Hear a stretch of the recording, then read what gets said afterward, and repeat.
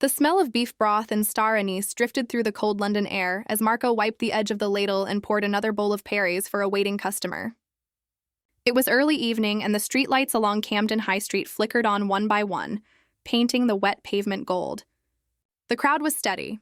Tourists, students, a few locals, drawn in by the unfamiliar sign, Filipino Pares, London's best street comfort food.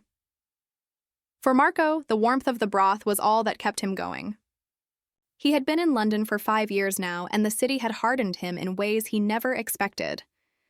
Back in Manila, he had been a sous chef at a fine dining restaurant, dreaming of one day opening his own place.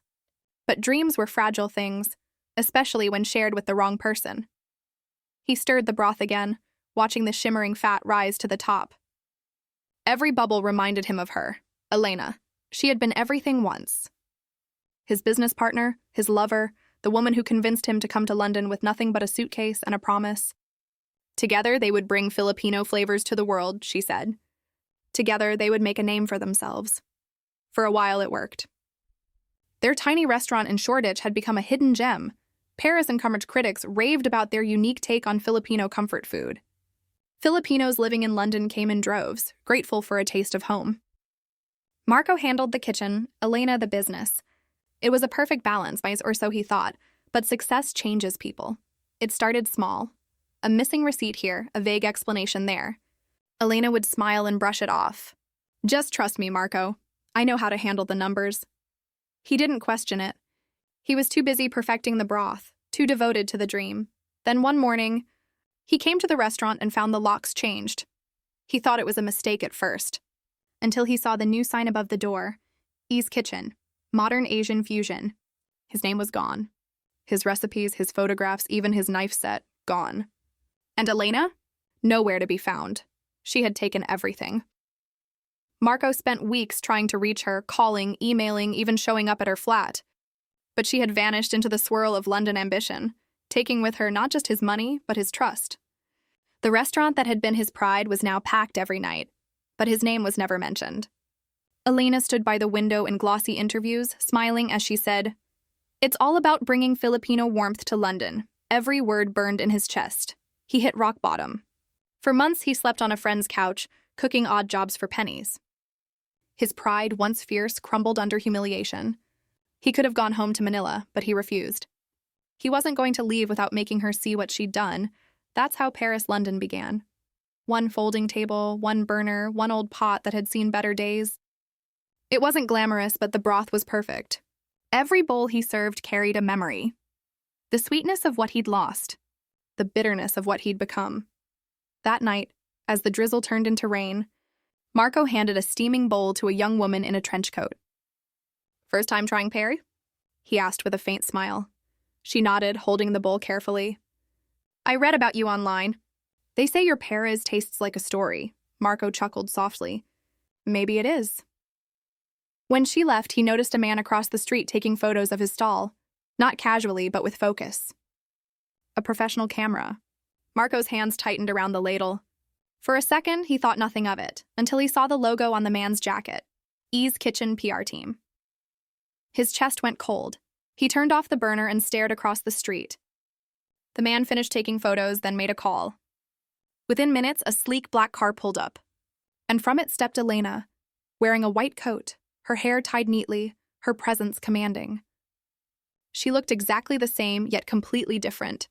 She walked over, holding an umbrella, stopping just a few feet away from him. The crowd around them didn't notice the tension in the air, just two food vendors in the London rain. "Marco," she said softly. "You're still here," he didn't answer. His hands were trembling, though not from the cold. "I heard about your little project," she continued.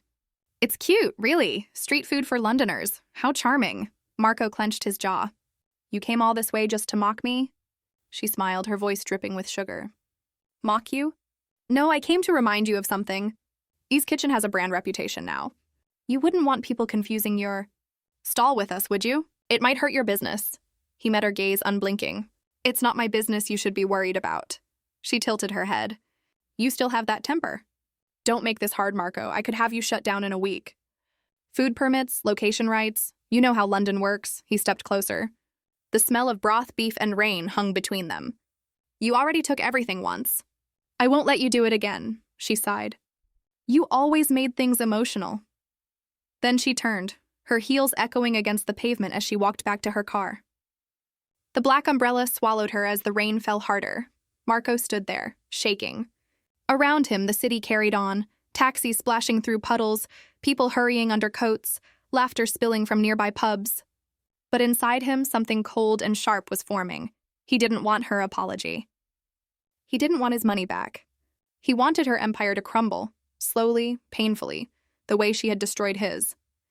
That night, as he cleaned his stall, his phone buzzed with a notification. A friend had sent him a link. It was an article. E's Kitchen expands to Covent Garden, a Filipino-British success story. There was Elena, smiling beside a golden bowl of Perry's, his recipe, down to the garnish. Marco stared at the screen until his reflection blurred in the rain. Then, without hesitation, he opened his notebook. Inside, beneath a smudge of sauce and oil, he wrote 4 words: "Make her taste regret." From that moment on, every bowl of Paris he served became part of a plan. Not just to win customers, but to reclaim something deeper: reputation, respect, revenge. The following week, he began to make changes. Small ones at first. Better presentation, a new twist of flavor, adding a hint of truffle to the broth. He learned how to charm customers, how to make his story part of the food. Word spread quickly through London's underground food scene. "Have you tried Paris, London? It's better than E's Kitchen." The whispers reached her eventually. And when they did, Marco knew the real game had just begun. 2 months had passed since the rain-soaked night when Elena appeared at Marco's humble stall. The encounter haunted him, not because of her words, but because of her confidence, that cold assurance that he was beneath her, a shadow of her success. Every smirk, every syllable she spoke replayed in his mind while he chopped garlic, stirred broth, and served customers with a forced smile. But London was beginning to whisper. By day, Marco cooked tirelessly at his small food stall near Camden Market. By night, he studied. He watched business videos, marketing tutorials, and street food documentaries. He wasn't just making Perry's anymore. He was learning how to build a brand, how to make something unstoppable. He upgraded his setup. With the help of a few Filipino friends, he expanded his stall into a cozy street-side booth with fairy lights and bamboo decor. He bought secondhand tables and chairs and painted them by hand. He even designed a new logo, Paris Underground, authentic Filipino soul. The name caught attention. It sounded mysterious, daring. Soon, people started lining up not just for the food, but for the story. Did you hear? The guy who owns this stall used to be the real chef behind E's Kitchen. Wait, really? The woman from that fancy restaurant? Yeah, he's the one she stole it from. Rumors spread faster than smoke from his grill. Some nights, his queue stretched all the way down the street. British locals, food bloggers, and curious tourists all came to taste the dish that was making noise across social media. Influencers started posting videos of themselves eating his pears under the London lights, calling it the next big thing. Every share was a small victory, but Marco wasn't satisfied with fame. He wanted Elena to feel the same humiliation she had given him, to watch her empire rot from the inside. And to do that, he needed to strike where it hurt the most. Reputation. One evening, a woman approached his booth wearing a leather jacket and carrying a camera. She introduced herself as Amelia, a food vlogger from Manchester who ran a YouTube channel called Street Food Uncovered. "I've been hearing about you everywhere," she said, smiling as she filmed the simmering pot. "Filipino Paris in London, huh? What's the story behind it?" Marco hesitated, wiping his hands on a towel. Then he said, "Let's just say someone took my recipe once. I'm just taking it back." Her eyes widened slightly. "That sounds juicy. Can I feature you on my channel?" "Sure," he said, though a part of him wondered what Elena would think when she saw it. A week later, the video went viral. 500,000 views in 3 days. The comment section was filled with support. "Bro, this guy's the real deal. I knew something was off about E's Kitchen. Support the original chef." Suddenly, Marco's stall wasn't just a stall. It was a movement. Filipinos in the UK flocked to him, proud to see their food gaining recognition. Even local British food critics began to notice. And Elena? She noticed too. Marco found out one night when a familiar black car parked nearby again. 2 men in suits got out first, scanning the area, followed by her, flawless as ever. wearing a white coat that gleamed under the streetlight. "You're becoming quite the celebrity," she said, voice calm but laced with venom. "I saw your little interview." Marco met her gaze with a smirk. "Guess the truth finally tastes good." She took a step closer, lowering her voice. "You're playing with fire, Marco. I could ruin you legally." "You don't own that recipe anymore." "I do." He leaned against the counter, wiping his ladle slowly. "You can own papers, Elena, but you can't own a soul." Her lips tightened. "You think London cares about souls? It's business. And in business, I win," he chuckled. "We'll see." She left after that, her heels clacking on the wet ground. But Marco could tell she was rattled. The mask of control had slipped for just a moment, and that was enough. The next few weeks, small things started happening. His permits were suddenly under review. Health inspectors appeared unannounced, finding minor violations that made no sense. His supplies were mysteriously delayed. A customer claimed to have found a fly in the soup, an obvious setup. He knew who was behind it. Elena was using her influence to destroy him, the same way she had before. But this time, Marco was ready. He had been saving every bit of cash, every tip, every sponsorship deal from the vlog. And with help from Amelia, who had become both his ally and confidant, he took the next step. They rented a small but stylish space in Brick Lane, the heart of London's multicultural food scene. Amelia helped with marketing, using her platform to announce it. Coming soon, Paris Underground Cafe, Filipino street food. Reimagined. Opening night was chaos. The queue went around the block. Reporters came, influencers came, even British celebrities showed up to taste the dish. Marco stood behind the counter, overwhelmed but proud. When the first spoonfuls hit, the reactions were instant. Delight, surprise, warmth. The beef melted in their mouths, the broth was rich and deep, and the garlic rice perfectly crisp. It was simple yet soulful, the kind of food that comforted you and broke you at the same time. And then, as he looked out the window, he saw her again. Elena stood across the street, watching through the glass. She wasn't smiling this time. Marco didn't wave. He didn't even move. He just stared back, ladle in hand, as the crowd inside his restaurant cheered for him. The next morning, an article appeared on a major UK food blog. The real story behind London's best Filipino dish, a chef's redemption. The article didn't name Elena directly, but it didn't have to. Everyone knew. The story of betrayal, theft, and revenge was now public, wrapped in the aroma of garlic and soy sauce. For the first time in years, Marco slept peacefully, but peace, like broth, doesn't stay warm forever. One rainy evening, as he was closing up, a car pulled up outside his restaurant. He looked up, expecting another journalist, but it wasn't. It was Elena's son, Gabriel, a man in his early 20s with her same sharp eyes. He stepped out of the car, wearing a smirk that reminded Marco too much of her. "My mother wants to talk," Gabriel said. "I've got nothing to say," Marco replied. Gabriel took a slow step forward. "She's not asking. And if I were you, I'd come quietly. You wouldn't want anything happening to this place." Marco stared at him for a long moment before turning off the stove. He grabbed his coat and followed him out into the cold. They drove in silence through the foggy streets until they reached a luxury penthouse overlooking the Thames. Inside, Elena was waiting, sitting at a long glass table with a glass of wine. "Sit down," she said. He didn't. She sighed. "You're enjoying this little revenge fantasy, aren't you? But I'll remind you, this city plays by my rules. And if you don't stop now, you'll lose everything again." Marco's voice was calm, steady. "You can't destroy me twice, Elena. The first time you did, it made me stronger. This time, it'll bury you." She laughed, but there was no humor in it. "You think this is about food? This is about power. And you don't have it." Marco smiled faintly. "Not yet." He turned to leave, but as he reached the door, she called out, "You'll regret this." He paused, then said without turning around, "You already do." As he walked out of the penthouse, he knew what had to be done. Elena had money, influence, and lawyers. But he had something she didn't: the truth, and the loyalty of the people she had exploited. It wasn't enough to beat her in business.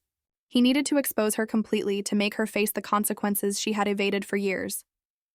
That night, Marco opened his laptop and sent an email to a journalist named Richard Webb, the same one who had written about government corruption in London's restaurant licensing system. Attached were scanned documents, photos, and ledgers he'd kept since the old days of Paris & Co., proof of financial fraud, tax evasion, and falsified ownership claims. The storm was about to break, and this time, it wouldn't be just about food. It would be about justice simmering to perfection. Rain poured over London like a curtain of tears that night. The small Filipino food stall, now glowing under the yellow haze of the streetlights, stood proudly by the corner of Camden Market. Steam curled up from the pots, carrying the unmistakable scent of Paris, sweet, savory, and deeply nostalgic. But beneath that aroma was something heavier, something that carried years of betrayal, grief, and poetic justice. Miguel stood inside the stall, hands steady as he stirred the pot. His face was calm, but his eyes were stormy. This was not the same man who once bowed his head in humiliation at the Michelin restaurant. This was a man who had rebuilt his name with quiet fury. Word had spread fast across London's food community. The Paris King, they called him. His stall, Luzon Soul Kitchen, had gone viral after a food critic wrote, "A humble Filipino dish just dethroned London's fine dining." Every major food blogger wanted to know who was behind it. But Miguel didn't seek fame. He sought one thing: closure. That night, he received a message on his phone. "Miguel, this is Alex and Margaret. We'd like to meet." "It's urgent." He stared at the screen, lips curving into something between a smile and a scar. "Of course." The next morning, the rain had stopped, but the air still carried the smell of wet asphalt and tension. Miguel arrived at the Gilded Fork, the same restaurant where everything had begun and ended. It looked different now. The gold-plated sign was faded, and the once bustling interior was half empty. Inside, Alex sat at a corner table, his face pale, the confident smirk long gone. Margaret sat beside him, her makeup smeared, eyes puffy from sleepless nights. "Miguel," Alex began, voice trembling. We need your help." Miguel didn't sit. He simply watched them. "My help?" "The investors left," Margaret blurted out. "We can't pay rent. The restaurant's closing. We heard your place is doing well. We wanted to see if you could maybe collaborate. Rebrand together? Like old times." Miguel's heart hardened. The same two who had humiliated him, stolen his recipes, and laughed as he fell, now begging for his partnership. He let silence stretch long enough for their desperation to fill the space. Finally, he spoke, calm but edged like a knife. "You know, it's funny. You used to say my food wasn't modern enough, that no one would care about Paris." Alex swallowed. "We were wrong." "Yes," Miguel said softly. "You were." He leaned in, voice barely above a whisper. "And you know what the secret to my Paris is? Time. You let it simmer.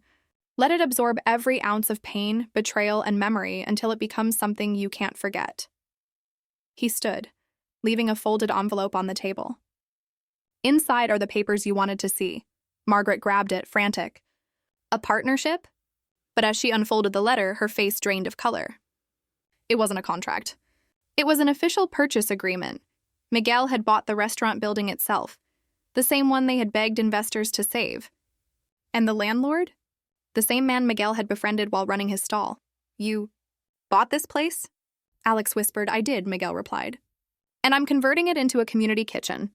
For immigrant cooks who never got a chance." Margaret stood up, anger flaring. "You can't do this." "I already did," Miguel said quietly.